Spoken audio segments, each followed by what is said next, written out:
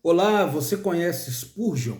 Spurgeon, considerado o príncipe dos pregadores. Ele compartilhou uma fala que diz o seguinte: seja o pregador um poliglota ou não, ele deverá conhecer pelo menos duas línguas, a dos livros e da vida comum. É interessante isso, irmãos, porque essa palavra, essa frase de Spurgeon, ela é muito completa. Ela diz que seja o pregador um poliglota ou não, alguém que domine e fale muitas línguas, ele deve conhecer, na verdade, duas línguas que são principais e essenciais, que é a linguagem dos livros e a linguagem da vida comum. É interessante que existem muitas pessoas que não têm a prática da leitura. São, na verdade, um pouco preguiçosos para isso, para ler.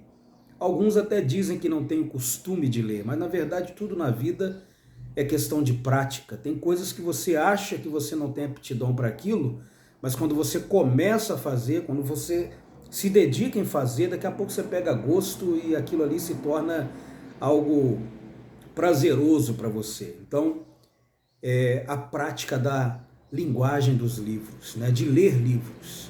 E ele vai dizer também da prática da linguagem da vida comum. Nós não podemos ser alienados à realidade da vida comum.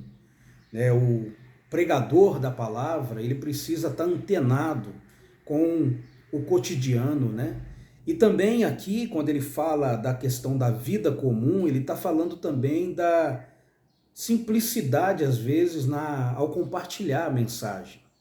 Eu sempre falo e gosto de muitas vezes repetir que o evangelho ele não é fácil, mas ele é simples.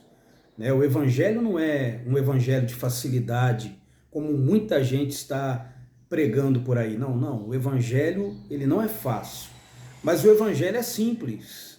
E tem gente que está, na verdade, querendo facilitar o evangelho e, na verdade, ao invés de simplificar, está complicando o evangelho.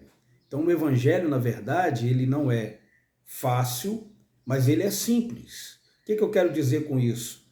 Quando ele fala da vida comum, ele está falando da simplicidade ao expor a palavra.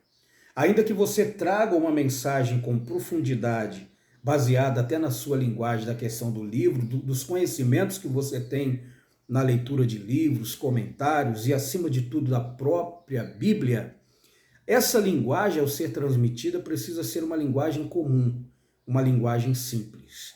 Então, quero deixar para você pensar aí essa frase do príncipe dos pregadores, Spurgeon, que diz: seja o pregador um poliglota ou não, deverá conhecer pelo menos duas línguas, a dos livros e a da vida comum.